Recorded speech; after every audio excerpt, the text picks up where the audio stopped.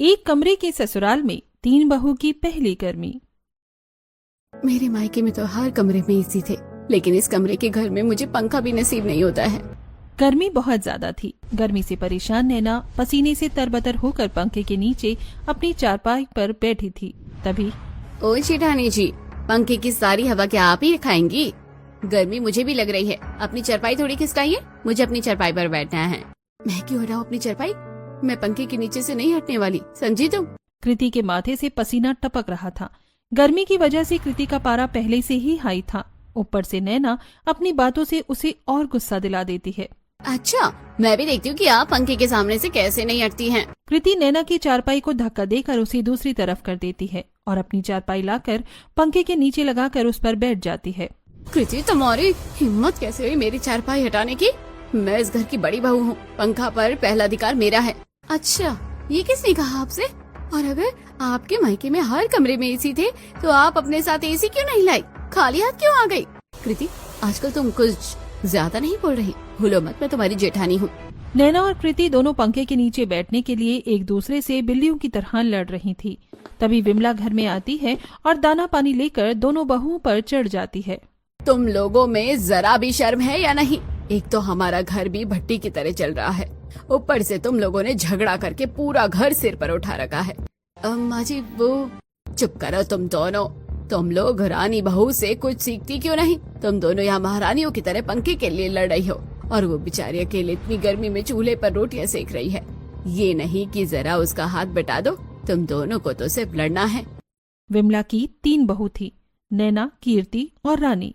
नैना अमीर घर की बेटी थी, इसलिए उसके नखरे ज्यादा थे। कृति बहुत जल्दी गुस्सा हो जाती थी और वो नैना को कॉपी करती रहती थी। रानी बिल्कुल सिंपल लड़की थी, वो गरीब परिवार से आई थी। माँ जी, मैंने कल ही मैनिक्योर करवाया है, रोटियां बनाऊंगी तो मेरे नेल्स खराब हो जाएंगे। और माँ जी, आपको तो पता है सुबह से मेरी तबीयत बहुत खराब है, लग रहा है जैसे मुझे लू लग गई है। मैं तो आपको कहने वाली थी कि आप मुझे डॉक्टर की फीस दे दीजिए, कल मुझे डॉक्टर के पास जाना है। वैसे भी रानी ने सारी रोटियां बना ली, तो आखिर की रोटी भी बना लेने दीजिए। इस तरह दोनों बहू बहाने बनाकर काम से बच जाती हैं और बेचारी रानी को अकेले 8 लोगों का खाना बनाना पड़ता है। रोटियां सेकने में रानी की हालत खराब हो जाती है। पता नहीं कैसी जेठानी मिली है मुझे, कि दोनों तो घर का कोई काम भी नहीं करती है। इतनी गर्मी में खाना बनाते बनाते तो मेरी हालत खराब हो गई है। रानी जैसे तैसे करके सभी परिवार वालों के लिए खाना बनाती है। खाना बनाने के बाद रानी के कपड़े पसीने से पूरे भीग गए थे।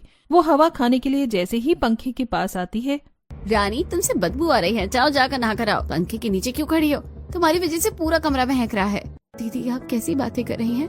पसीने की स्मेल से क्या घर महक सकता है? आप थोड़ा खिसक जाइए ना, मुझे हवा खाने दीजिए, गर्मी लग रही है। मैं अभी खाना बना कर आई हूँ। मैं नहीं हटूंगी, तुम जाओ जाकर नहा कर आओ। नैना रानी को 2 मिनट भी पंखे के नीचे खड़ी नहीं होने देती है और उसे नहाने के लिए भेज देती है। रानी पहले से ही गर्मी से परेशान थी, तो वो नैना से बहस नहीं करती है और जाकर नहा लेती है। रात में सभी खाना खाते हैं और फिर जैसे तैसे गर्मी में सोते हैं। अगली सुबह, अरे कृति, जल्दी करो ना, कपड़े बदलने में क्या इतनी देर लगती है? मुझे भी कपड़े चेंज करना है, इन कपड़ों में मुझे बहुत गर्मी लग रही है। कृति अपने एक कमरे के घर में एक कोने में पर्दा घेर कर कपड़े चेंज कर रही थी।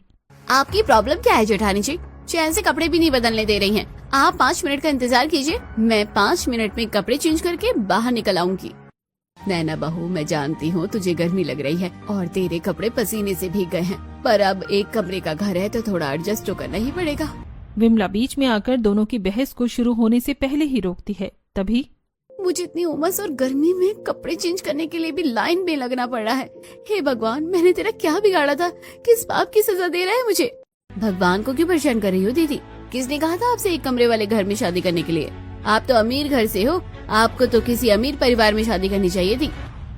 मेरी तो लव मैरिज थी। आदित्य ने कहा था कि वो सीए का एग्जाम क्लियर कर लेंगे और शादी के बाद हमारी लाइफ सेट हो जाएगी, लेकिन वो एग्जाम क्लियर नहीं कर पाए और 5,000 की नौकरी कर रहे हैं। लेकिन कृति, तुमने तो अरेंज मैरिज की थी ना, तो तुमने एक कमरे वाले घर में शादी क्यों की? नैना और कृति एक दूसरे को नीचा दिखाने का एक मौका नहीं छोड़ती थी। जेठानी जी, आप दोनों इस तरह से बातें क्यों कर रही हैं? आपकी बातें सुनकर माँ जी को बुरा लगेगा। आप लोग ऐसी बातें मत कीजिए। रानी, तुम ज्यादा मत बोलो, तुम तो गरीब घर से हो, तुम्हें एक कमरे में रहने की आदत है, तो तुम्हें हमारे बीच में बोलने की जरूरत नहीं है। तुम जाकर अपना काम करो। नैना, अभी तो तुम्हें बहुत गर्मी लग रही थी, अब क्या हुआ? जाओ जल्दी कपड़े चेंज करो और खाना बनाओ। कल रात रानी ने खाना बनाया था, आज तुम दोनों खाना बनाओगी। माँ जी मैं खाना नहीं बनाऊंगी, मुझे डॉक्टर के पास जाना है। मैंने कल आपको बताया था ना कि मेरी तबीयत ठीक नहीं है। और माँ जी मुझे पार्लर जाना है थोड़ी देर में। मैं चूल्हे पर बैठकर इतनी गर्मी में अपना चेहरा झुलसा नहीं सकती। आप इस रानी को बोलिए वो खाना बना देगी।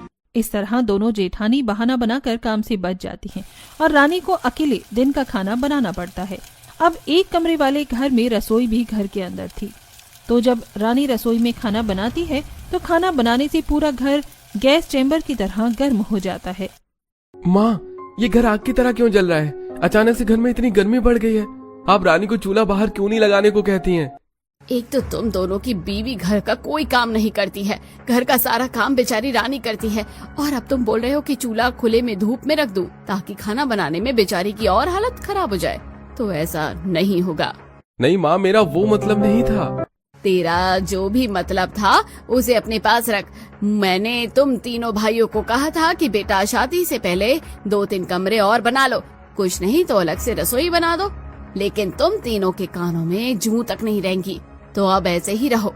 विमला अपने तीनों बेटों से बहुत गुस्सा थी, इसलिए वो दाना पानी लेकर उन पर चढ़ जाती है। माँ, इसमें भैया की क्या गलती है? आप तो जानती हैं हम लोग मामूली सी नौकरी करते हैं, उन पैसों से घर चलाएंगे या फिर घर बनवाएंगे। बातें बनाने में तो तुम लोग बहुत तेज हो। तुम्हारी शादी से पहले मैंने कहा था बेटा घर बनाने के लिए पैसे सेव करते हैं, लेकिन तुमने मजे करने में सारे पैसे खर्च कर दिए और मुझे सेविंग करने के लिए 1 रुपया तक नहीं दिया।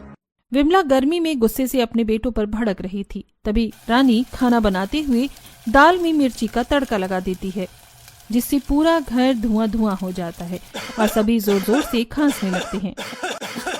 पागल हो गई है क्या रानी? हम दोनों को मारना चाहती हो? किसने कहा था तुमसे तड़का लगाने के लिए? सिंपल दाल नहीं बना सकती थी क्या? पूरा घर धुएं से भर दिया है। रानी के तड़का लगाने से घर में धुआं फैल जाता है और सभी बुरी तरह से मिर्ची की वजह से खांसने लगते हैं। ये भी कोई वक्त है बहू लड़ने का? अरे जल्दी घर से बाहर चलो, वरना खांसते खांसते तुम लोगों के फेफड़े बाहर आ जाएंगे। एक कमरे के घर में पूरा परिवार रहने से सभी को इस तरह की दिक्कतें अक्सर होती थीं। कुछ देर बाहर रहने के बाद कृति कहती है, माँ जी मुझे डॉक्टर के पास जाना है, आप मुझे कुछ पैसे दे दीजिए, डॉक्टर को फीस भी तो देनी होगी। मैंने पता क्या है कि ये डॉक्टर ज्यादा पैसे नहीं लेता है, बल्कि 150 से 200 में काम कर देता है। अच्छा ठीक है बहू, ये लो पैसे, जाकर डॉक्टर को दिखा लाओ। देख डॉक्टर क्या कहते हैं और पूछना तबीयत कब तक ठीक हो जाएगी। जी ठीक है माँ जी। कृति विमला से पैसे लेकर डॉक्टर के पास जाने के लिए निकलती है, लेकिन वो डॉक्टर के पास नहीं जाती है बल्कि बाजार चली जाती है। मुझे तो कुछ नहीं हुआ है, मैं तो डॉक्टर के पास क्यों जाऊं? मैंने तो काम से बचने के लिए बहाना बनाया था। अब जो पैसे बचे हैं उससे मैं एंजॉय करूंगी। वैसे भी शादी के बाद ये मेरी पहली गर्मी है। कृति एक फ्रूट सलाद बेचने वाले आदमी के पास जाती है और उससे मिक्स फ्रूट सलाद खरीदती है। फ्रूट खाते हुए, इतनी सड़ी गर्मी में इन फलों को खाकर कितना आराम मिल रहा है, मजा आ गया ये खाकर। घर वालों के लिए तरबूज ले चलती हूँ, उन लोगों को भी तो गर्मी लगती होगी, उन्हें भी गर्मी में ठंडक का एहसास हो जाएगा। कृति तरबूज लेती है और फिर नारियल पानी पीती है। थोड़ा खाना पीना करने के बाद वो घर आ जाती है। कृति बहू ये सब क्या लेकर आई है तू? और तू डॉक्टर के पास गई थी ना? माँ जी मैंने चेकअप करा लिया, लेकिन थोड़े पैसे बच गए थे तो मैंने सोचा सबके लिए तरबूज ले लूं। वैसे भी गर्मी बहुत ज्यादा है ना। चलो कुछ तो सही किया तूने बहू। विमला कृति को ताना मारती है। शाम को जब सबके पति घर आ जाते हैं तब कृति सभी को तरबूज काट कर देती है, तरबूज खाते हुए। अरे वाह, तरबूज! गर्मी के दिनों में ये सब खाने में ही मजा आता है। ये तरबूज खाकर तो शरीर की सारी थकान दूर हो गई। अरे राजू बिल्कुल सही कह रहा है, भगवान कभी कभी ऐसे फ्रेश फ्रेश फल ले आया करो। सभी लोग मंजली बहू के लाए तरबूज को मजे से खाते हैं। तरबूज खाकर ही इनका पेट भर जाता है और वो हल्का खाना खाकर सोने के लिए चले जाते हैं। दिन में तो कृति और नैना चारपाई को पंखे के नीचे लगाने में सोई थीं, लेकिन रात में सभी लोग नीचे दरी बिछाकर सोते थे। ये कैसे सो रही हो कृति? अपना हाथ दूसरी तरफ करो, मुझे गर्मी लग रही है और ऊपर से तुम मुझसे चिपक गई हो। चिपकू कहेंगी। मुझे भी आपसे चिपकने का कोई शौक नहीं है। वैसे भी हम 8 लोग इतनी छोटी जगह में कितनी मुश्किल से सो रहे हैं, तो नींद में हाथ पैर यहाँ वहाँ तो जाएगा ही ना। इसमें इतना ओवर रिएक्ट करने की क्या जरूरत है? गर्मी की वजह से इन लोगों को सोने में पहले से ही दिक्कत हो रही थी। ऊपर से आधी रात में नैना और कृति बहस करना शुरू कर देती हैं, जिससे तंग आकर, नैना ये सब क्या है? तुम लोग न दिन देखती हो न रात, बस हर वक्त लड़ती रहती हो। अरे तुम दोनों तो फिर भी पंखे के नीचे सोई हो, रानी बेचारी तो कोने में सोई है, उसे हवा भी नहीं लग रही है, फिर भी वो शिकायत नहीं कर रही। और एक तुम लोग हो, पूरा नींद खराब कर दी है। मैं जा रहा हूँ बाहर सोने। निखिल भी मुंह बनाकर उठता है और पसीना पोंछते हुए अपनी चारपाई, चद्दर और तकिया लेकर बाहर सोने के लिए चला जाता है। अरे एक तो गर्मी की वजह से सोना मुश्किल हो गया है, ऊपर से तुम लोगों ने हद कर दी है। तुम्हारी पहली गर्मी में ये हालत है तो पता नहीं आगे आने वाली गर्मियों में क्या करोगी। अब तुम्हारी शादी एक कमरे के घर में हुई है तो थोड़ा एडजस्ट करना सीखो। कब तक ऐसी लड़ती रहोगी? इतनी बकबक में मुझे नींद नहीं आ रही है, मैं भी भैया के साथ बाहर सोने जा रहा हूँ।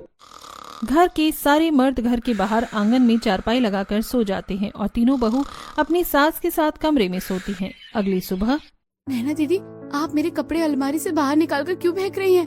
मुझे मेरे कपड़े रखने की जगह नहीं हो रही। देखो तुम्हारे कितने थोड़े से कपड़े हैं, तुम एक पोटली बनाकर अपने कपड़े उसमें रख लो। मुझे मेरे कपड़ों को रखने के लिए ज्यादा जगह चाहिए होती है।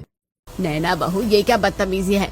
ये अलमारी जितनी तुम्हारी है उतनी रानी की भी है। अगर तुम्हें कपड़े रखने में दिक्कत हो रही है तो कहीं और कपड़े रखो। रानी अलमारी से कपड़े नहीं निकालेगी, समझी तुम? और जाओ जाकर घर की सफाई करो, घर बहुत गंदा हो गया है। अपनी सास से डांट खाने के बाद नैना अलमारी में जगह बना देती है। रानी अपने सारे कपड़े अलमारी में रख देती है। कपड़े रखने के बाद रानी बाहर आंगन में बैठकर बर्तन धोती है तो वहीं नैना घर में डस्टिंग करती है। ऐसे ही दिन गुजरते हैं। एक दिन नैना और कृति तैयार होकर बाहर जा रही थीं। तब तुम लोग इतना तैयार होकर कहाँ जा रही हो और तुमने मुझे बताया भी नहीं? अब वो माँ जी, हम लोग वाटर पार्क जा रहे हैं। आजकल बहुत ज्यादा गर्मी हो रही है तो सोचा वाटर पार्क चली जाओ। अगर तुम दोनों जा ही रही थी तो रानी को भी अपने साथ ले जाती। वो माँ जी, हमारे पास सिर्फ 2 पास थे और मेरे पास ज्यादा पैसे भी नहीं थे ना, इसलिए मैं सिर्फ कृति को लेकर जा रही हूँ। रानी को मैं किसी और दिन लेकर जाऊंगी। इतना कहकर दोनों बहू वाटर पार्क चली जाती हैं। उनके जाने के बाद ये दोनों एक नंबर की चंट चालाक है, लेकिन मैं भी इनके साथ हूँ। मुझे भी पता है कि ये लोग रानी को अपने साथ ले जाना ही नहीं चाहती थी, इसलिए दोनों चले गए और रानी को घर पर ही छोड़ दिया। मुझे रानी के लिए बहुत बुरा लग रहा है। बेचारी की पहली गर्मी है ससुराल में और उसे सारा दिन घर का काम करना पड़ता है। क्या हुआ माँ जी, आप इतनी परेशान क्यों लग रही है? कुछ नहीं बहू, इन दोनों को जाने दो वाटर पार्क। हम दोनों शाम को बाजार घूमने के लिए चलेंगे और मजे से खाना पीना करेंगे। विमला की बात सुनकर रानी खुश हो जाती है। वहीं वाटर पार्क में नैना और कृति नैना के दोस्तों के साथ बहुत मजे करती हैं। वो लोग बहुत सारी राइड्स करती हैं और जूस पीती हैं। जूस पीते हुए अच्छा हुआ हम लोग उस रानी को लेकर नहीं आए, वरना तो इतना एंजॉय करने के बाद वो हमारी पूंछ बनकर हमसे चिपक जाती। मेरे लिए तो एक पूंछ काफी है, इसलिए तो रानी को घर छोड़कर आई हूँ। कृति नैना का ताना समझ जाती है और थोड़ी उदास हो जाती है। फिर वो लोग वाटर पार्क में वाटरफॉल के नीचे जाकर बैठते हैं और एक दूसरे पर पानी फेंक कर मजे करते हैं। शाम को रानी तैयार होकर विमला के साथ बाजार जाती है। बता बहू, तू क्या खाएगी? माँ जी, हम लोग पहले फल खाते हैं। सुबह से काम कर रही हूँ, फल खाऊंगी तो थोड़ा अच्छा लगेगा। दोनों सास बहू फल की दुकान पर जाती हैं और उनसे फल खरीद कर खाती हैं। रानी घर के काम करके काफी थक गई थी क्योंकि नैना और कृति का काम भी आज उसे ही करना पड़ता है, इसीलिए फल खाकर उसे काफी अच्छा लगता है। माँ जी देखिए, बर्फ का गोला, मुझे बचपन से गोला खाना बहुत अच्छा लगता है। ऐसी बात है तो चल, मैं तुझे गोला खिला देती हूँ। विमला बर्फ का गोला बेचने वाले आदमी के पास जाकर उससे रानी के लिए रंग बिरंगा बर्फ का गोला लेती है। ये गोला तो बहुत ज्यादा टेस्टी है, मजा ही आ गया माँ जी। अच्छा हुआ जो जेठानी जी मुझे अपने साथ वाटर पार्क नहीं लेकर गई, वरना तो मुझे इतना टेस्टी गोला खाने को नहीं मिलता। मैं जानती हूँ माँ जी, आप मुझे खुश करने के लिए अपने साथ बाजार लाई हैं। बहू, मैं तो बस चाहती हूँ कि तुम लोगों की पहली गर्मी ससुराल में अच्छे से बीते। वो दोनों तो मजे करती हैं, लेकिन तुम्हें अकेले सब कुछ करना पड़ता है, इसलिए मैं तुम्हें खुश करना चाहती थी। दोनों सास बहू गोला खाते हुए बातें करते करते घर आ जाती हैं। नैना और कृति पहले से ही वाटर पार्क से आ चुकी थीं। रानी को गोला खाते देखकर दोनों बहू जलन से मुंह बना लेती हैं। ये क्या माँ जी, आप सिर्फ रानी को प्यार करती हैं? आप उसे गोला खिला रही हैं, लेकिन आज तक आपने हमें तो गोला नहीं खिलाया। तुम लोग तो वाटर पार्क गई थी ना, पेट भरा नहीं क्या वहाँ मजे करके, जो अब तुम्हें गोला खाना है? तुम लोग रानी को लेकर नहीं गई थी तो रानी ने तुम्हें कुछ कहा क्या? तो तुम रानी को देखकर ऐसी बातें क्यों बोल रही हो? विमला की बात सुनकर नैना चुप हो जाती है। नैना और कृति आज काफी थक गई थी तो वो बिना लड़ाई किए सो जाती हैं, जिससे बाकी के घर वाले भी चैन से सो पाते हैं। अगली सुबह जब विमला की नींद खुलती है तो वो डर जाती है। भूतनी, भूतनी, माँ जी ये मैं हूँ नैना। कल वाटर पार्क में घूमने के चक्कर में मुझे बहुत टैनिंग हो गई थी, इसलिए स्किन क्लियर करने के लिए फेस पैक लगाया है। मैं तो तंग आ चुकी हूँ तुम लोगों के ड्रामे से। हर दिन कुछ ना कुछ लगा ही रहता है तुम्हारा। जल्दी निकालो ये फेस पैक जो भी है। माँ जी बस 15 मिनट में निकाल दूंगी। नैना इतना कहती है कि तभी दरवाजा खटखटाने की आवाज आती है। माँ दरवाजा खोलो, मैं आई हूँ। विमला की बेटी पायल अपनी सास कुंती के साथ अपने मायके आई थी। नैना जाकर दरवाजा खोलती है। अरे ये पायल, ये कौन है तुम्हारे घर में? माँ जी ये मेरी बड़ी भाभी है। वो अपने चेहरे का बहुत ख्याल रखती है ना, इसलिए स्किन केयर करती रहती है। नैना मुंह बंद करके इशारे से दोनों को घर के अंदर बुलाती है। पायल तुम्हारा घर तो पहले से ज्यादा छोटा लग रहा है। तुम्हारा नसीब अच्छा है जो तुम्हारी शादी हमारे घर में हो गई। हमारे घर में तो तुम्हारा अकेले का कमरा इस घर से बड़ा है। पायल भी पहले एक कमरे वाले घर में ही रहती थी, लेकिन उसकी शादी एक अमीर घर में हो गई। तीनों बहू के आने के बाद उनका सूटकेस, बाकी के सामान सब घर के एक कोने में यहाँ वहाँ फैला कर रखे हुए थे, क्योंकि नैना और कृति लड़ने के चक्कर में हमेशा एक दूसरे का सामान यहाँ वहाँ कर देती थी, जिससे घर बड़ा होने के बाद भी छोटा लग रहा था। समदन जी अंदर आकर बैठिए ना। घर में मेहमानों के आने के बाद भी नैना अपने स्किन केयर में बिजी थी। वो आईने के सामने खड़े होकर अपने चेहरे पर अलग अलग तरह की क्रीम लगा रही थी। तभी दीदी कब तक आईने के सामने खड़ी रहोगी? हटो ना, मुझे भी तैयार होना है। कृति मुझे तैयार होने दो। तुम्हें दिखाई नहीं दे रहा है कि मैं मेकअप कर रही हूँ? मुझे डिस्टर्ब मत करो। नैना और कृति दोनों मेहमानों के सामने ही लड़ने लगती हैं, जिसे देखकर कुंती हंसने लगती है। पायल तुम्हारी भाभी तो बिल्लियों की तरह लड़ती है। इसमें बेचारी की क्या गलती? एक कमरे वाले ससुराल में शादी जो हुई। कुंती की बात सुनकर पायल को बुरा लगता है। रानी ये सब कुछ देख रही थी, इसीलिए वो मामला संभालने के लिए जल्दी से कुंती और पायल के लिए खसखस, गोंद कतीरा, सब्जा सीड्स और सौंफ, गोला, मिर्च वगैरह डालकर अच्छा सा शरबत बनाती है। आप लोग बाहर से आई हैं, ये शरबत पीजिए, आप लोगों को अच्छा लगेगा।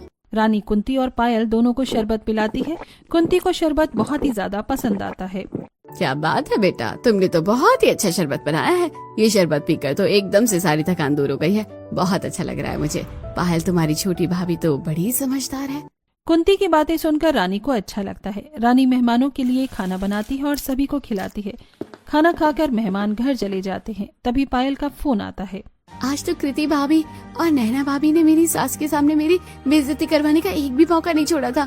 अच्छा और रानी भाभी ने सही समय पर सब कुछ संभाल लिया, वरना तो मुझे मेरे ससुराल में बहुत ताने सुनने पड़ते, दोनों बड़ी भाभीयों की वजह से।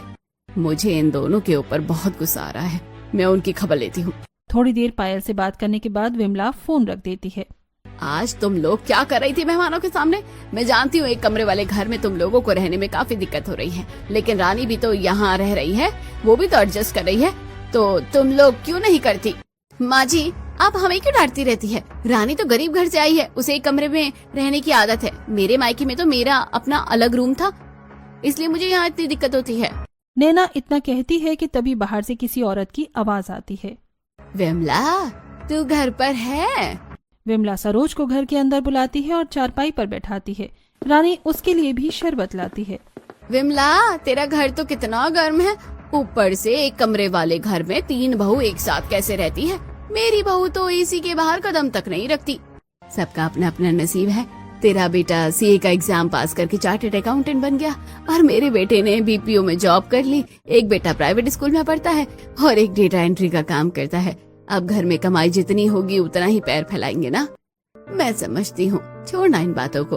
और इसे देख, मैं मनाली घूमने के लिए गई थी तो वहाँ से तेरे लिए मोतियों की माला लेकर आई हूँ। इस बार ससुराल में मेरी बहू की पहली गर्मी थी ना, इसलिए हम लोग उसे घुमाने लेकर गए थे। सरोज अपना फोन अपने बैग से निकालकर अपनी और अपने बहू की मनाली में एंजॉय करते हुए फोटो विमला को दिखाती है। विमला सरोज के लिए खुश थी, पर वो मन ही मन दुखी हो जाती है। मेरी तीनों बहुओं की पहली गर्मी इस एक कमरे वाले घर में गर्मी में झुलसते हुए बीत रही है। काश मैं भी अपनी 3 बहुओं की पहली गर्मी को खास बना पाती, लेकिन मेरे पास तो उतने पैसे भी नहीं हैं। विमला की उदासी तीनों बहू को समझ आ जाती है। सरोज थोड़ी देर बात करने के बाद नाश्ता करके चली जाती है। ऐसे ही दिन गुजरते हैं। एक दिन, रानी आज मेरी तबीयत बहुत खराब लग रही है, क्या तुम कपड़े धो दोगी? पर दीदी मैं तो सुबह से काम कर रही हूँ, सुबह का नाश्ता खाना सब मैंने ही बनाया है, मैं थक गई हूँ। रानी प्लीज मेरी मदद कर दो, मेरी तबीयत बहुत खराब लग रही है। अगर मैं धूप में बैठकर कपड़े साफ करूंगी तो मुझे चक्कर आ जाएगा। डॉक्टर ने वैसे भी मुझे आराम करने के लिए कहा है, लेकिन फिर भी तुम्हारी मदद करने के लिए मैं जितना हो सकता है उतना कर देती हूँ। अच्छा ठीक है दीदी, मैं कपड़े धो दूंगी। घर का बहुत ज्यादा काम करने की वजह से रानी की हालत खराब हो गई थी। कड़ी धूप में कपड़े धोने, कपड़े डालने और फिर आग के सामने बैठकर तीनों टाइम अकेले सबके लिए खाना बनाने की वजह से रानी कमजोर हो गई थी। उसका चेहरा मुरझा गया था। एक दिन रानी दोपहर का खाना बना रही थी। वो चूल्हे पर दूध उबलने के लिए रखती है, लेकिन अचानक उसे चक्कर आने लगते हैं। तभी रानी, जेठानी जी, मेरी तबीयत भी कुछ ठीक नहीं लग रही है, मुझे चक्कर आ रहे हैं। क्या आप थोड़ी देर के लिए बस ये दूध देख लेंगी? मैं बस 5 मिनट जाकर आती हूँ। सॉरी रानी, मैं तुम्हारी कोई मदद नहीं कर सकती। मुझे बहुत गर्मी लग रही है, मैं बाहर हवा में बैठने के लिए जा रही हूँ। तुम दूध उबालने के बाद बाहर चली जाना। इतना कहकर नैना बिना रानी की मदद किए घर के बाहर चली जाती है। रानी को बहुत चक्कर आ रहा था, इसलिए वो अपनी साड़ी के पल्लू को पानी में भिगोकर उससे अपना चेहरा पोंछती है। मेरी जेठानी कितनी मतलबी है। वो लोग अपने हिस्से का काम तो मुझसे करवाती हैं, लेकिन मेरी कभी कोई मदद नहीं करती हैं। मैंने तो सोचा था मेरे ससुराल में मेरी पहली गर्मी अच्छे से बीतेगी, लेकिन यहाँ तो मेरी हालत कोलू की बैल जैसी हो गई है। रानी ये सब सोचकर बड़ी उदास होती है और फिर दूध उबालने के बाद अपने खास पाउडर के साथ गोंद कतीरा का शरबत बनाकर पीती। इस आग उगलती गर्मी में शरबत ना होता तो मेरी हालत खराब हो जाती।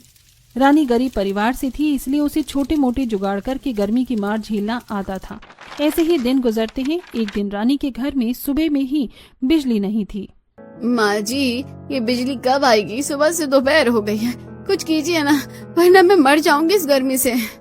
नैना, जिसे हमेशा से ही एसी में रहने की आदत थी और शादी के बाद जो पंखे से जोंक की तरह चिपकी रहती थी, बिजली न होने की वजह से उसकी हालत खराब हो जाती है। नैना का बीपी लो हो ही गया था, उसे बार बार चक्कर आ रही थी। कृति उसे संभाल रही थी, लेकिन नैना की हालत खराब होती जा रही थी। कृति दीदी, नैना दीदी को खिड़की के पास सुलाइए, उन्हें हवा की जरूरत है। क्या तुम्हारा होश ठिकाने पर है? घर के बाहर गर्म लू चल रही है और तुम खिड़की खोलने का सोच रही हो? रानी एक सूती साड़ी को पानी में भिगोकर खिड़की खोलती है और उसके ऊपर भीगा हुआ साड़ी डाल देती है। साड़ी डालने के बाद अचानक से खिड़की से गर्म हवा की जगह ठंडी हवा आने लगती है। लेकिन ये कैसे? ये देसी जुगाड़ है, आप नहीं समझेंगी। खिड़की से आ रही हवा से नैना को थोड़ा ठीक लगता है। फिर रानी नैना के लिए पुदीना, नींबू पानी और अपना स्पेशल पाउडर डालकर अच्छा सा शरबत बनाती है। नैना दीदी, ये शरबत पी लीजिए, इसे पीकर आपको आराम मिलेगा। नैना को हीट स्ट्रोक हो गया था, लेकिन रानी का बनाया शरबत पीने के बाद उसकी हालत अचानक से सुधर जाती है और वो बेहतर महसूस करने लगती है। मुझे माफ कर देना रानी, मैंने तुम्हारे साथ हमेशा गलत किया। इतनी गर्मी में तुमसे दिन भर घर के काम करवाए, सारा खाना बनवाया, ससुराल में तुम्हारी पहली गर्मी खराब की। आज जब मेरी तबीयत खराब हुई तो तुमने मेरी मदद की और मुझे गर्मी से बचाया। तुम बहुत अच्छी हो, मैंने तुम्हें समझने में गलती कर थी। नैना दीदी, अभी आपकी तबीयत ठीक नहीं है, आप ज्यादा बातें मत कीजिए। परिवार में तो अक्सर इस तरह के मनमुटाव हो जाते हैं, लेकिन मुझे आपसे कोई शिकायत नहीं है। रानी, अब मैं तुमसे घर के सारे काम नहीं करवाऊंगी, बल्कि खुद भी काम करने में तुम्हारी मदद करूंगी। रानी, मुझे भी माफ कर दो, मैंने काम से बचने के लिए आप लोगों से झूठ बोला था। मेरी तबीयत बिल्कुल ठीक है, मुझे कुछ नहीं हुआ है। लू मेरे शरीर को नहीं बल्कि मेरे दिमाग को लगी थी, लेकिन अब वो ठिकाने पर आ गई है। अब हम तीनों मिलकर अपने घर को संभालेंगे और अपनी पहली गर्मी को अच्छा बनाएंगे। नैना और कृति दोनों रानी से माफी मांगती हैं। नैना की तबीयत ठीक होने के बाद रानी, नैना और कृति तीनों एक कमरे वाले घर में सारा काम करती हैं।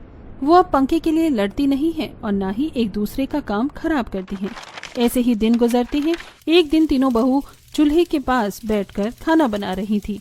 कृति रोटी बना रही थी, रानी सब्जी काट रही थी और नैना मसाला पीस रही थी। अब तो हम लोगों ने लड़ना बंद कर दिया है, लेकिन फिर भी देखो ना, घर में कितनी ज्यादा गर्मी होती है। हमारा घर तो भट्टी की तरह तपता रहता है। हम लोग एक कमरे में इतने सारे लोग रहते हैं, इसलिए घर और गर्म हो जाता है। अगर हमारे ससुराल में 3-4 कमरों वाला 2 मंजिला मकान भी होता ना, तो हमें इतनी दिक्कत नहीं होती। मैं तो इतनी गर्मी में रह नहीं पा रही हूँ। मुझे लगता है अपने पतियों से बात करनी चाहिए और उन्हें 2-3 कमरे बनाने के लिए कहना चाहिए। नैना का आइडिया सभी को अच्छा लगता है। रात में जब तीनों के पति घर आते हैं तब, निखिल जी, अब मैं इस एक कमरे के घर में और नहीं रह सकती। यहाँ बहुत घुटन होती है। आप लोग तो काम पर चले जाते हैं, दिन भर एक कमरे वाले घर में रहकर गर्मी की मार और उमस झेलनी पड़ती है। दीदी बिल्कुल सही कह रही है, मुझे लगता है आप लोगों को हमारे लिए 2-3 कमरे बनाने चाहिए। रानी, तुम तो हमारी हालत जानती हो, फिर क्यों ऐसी बातें कर रही हो? पैसे क्या पेड़ पर उगते हैं? वैसे हमारी सैलरी इतनी कम है, उसमें परिवार चलाएं या फिर तुम लोगों के लिए घर बनाएं। नैना, तुमने तो मुझे अभी कहा नहीं है, लेकिन अगर तुम भी यही कहना चाहती हो तो मैं पहले कह दे रहा हूँ, मेरे पास पैसे नहीं है अलग से 2-3 कमरे बनवाने के लिए। तीनों बहू के पति उन्हें कमरा बनाने के लिए मना कर देते हैं और खुद गर्मी से बचने के लिए बाहर हवा खाने के लिए चले जाते हैं। क्या ससुराल में पहली गर्मी हमारी ऐसे ही गर्मी की मार जलते जलते बीत जाएगी? क्या हम लोग कुछ नहीं कर सकते? आपकी बातें सुनकर मुझे एक आइडिया आया है। अगर हम लोग अपना कोई काम शुरू करें तो घर के काम करने के बाद हम लोग अपने खाली टाइम में काम करके पैसे कमा सकते हैं। अगर हमारी ठीक ठाक कमाई हो गई तो हो सकता है हम अपने लिए कमरा बना सके। लेकिन हम लोग क्या काम करेंगे? वैसे भी मुझे काम करने की तो कोई आदत नहीं है। अरे कोई बात नहीं दीदी, आपको बहुत ज्यादा काम करने की जरूरत नहीं है। हम लोग शरबत बनाकर बेचेंगे। गर्मी का मौसम है, अगर गर्मी में लोगों को ठंडा और अच्छा शरबत पीने को मिले तो वो पैसे जरूर देंगे। आइडिया तो अच्छा है। वैसे ही हमारे घर के पास में ही बाजार, हॉस्पिटल, स्कूल, कॉलेज सब कुछ है। अगर हम अपने घर के बाहर शरबत बेचने का काम शुरू करेंगे तो हमारी अच्छी कमाई हो जाएगी। तब तो हम लोग कल से ही शरबत बनाकर बेचना शुरू करते हैं। रानी, तुम पुदीना और नींबू का बहुत अच्छा शरबत बनाती हो तो तुम वही बनाना। कृति, तुम सत्तू बना लेना और मैं बेल का शरबत बनाऊंगी। 3 तरह की वैरायटी होगी तो कुछ लोग ना कुछ तो पियेंगे। तीनों बहू खाना बनाती हैं और अपने ससुराल वालों को खिलाती हैं।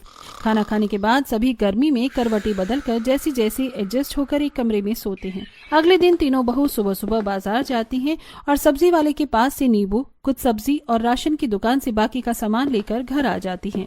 आज इतनी गर्मी है, सिर पर धूप चमक रही है, पर आज हमें उतनी गर्मी नहीं लग रही क्योंकि कुछ करने का जोश गर्मी से ज्यादा है।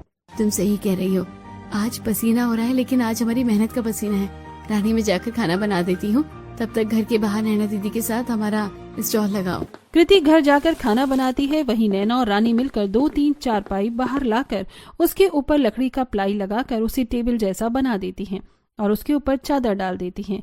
फिर ग्लास, मटका, नींबू, पुदीना, बाकी के मसाले सजाकर वो अपना स्टॉल लगाती हैं।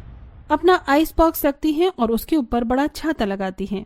हमारा स्टॉल कितना अच्छा लग रहा है। स्टॉल लगाए 5 मिनट ही हुए थे कि तभी एक स्कूल का बच्चा उनके पास आता है। तीनों बहू ने अपना शरबत का दाम 10 रुपए रखा था। मुझे बहुत गर्मी लग रही है, मुझे ठंडा ठंडा नींबू पानी चाहिए। 2 मिनट इंतजार कीजिए, मैं आपको आपका ठंडा ठंडा नींबू पानी देती हूँ। रानी बच्चे के लिए ठंडा ठंडा नींबू पानी बनाती है और उसे पीने के लिए देती है। नींबू पानी तो बहुत टेस्टी है, एकदम से एनर्जी आ गई मुझ में। बंटी नींबू पानी पीकर चला जाता है। एक के बाद एक काफी सारे लोग तीनों बहू के शरबत पीने के लिए आते हैं।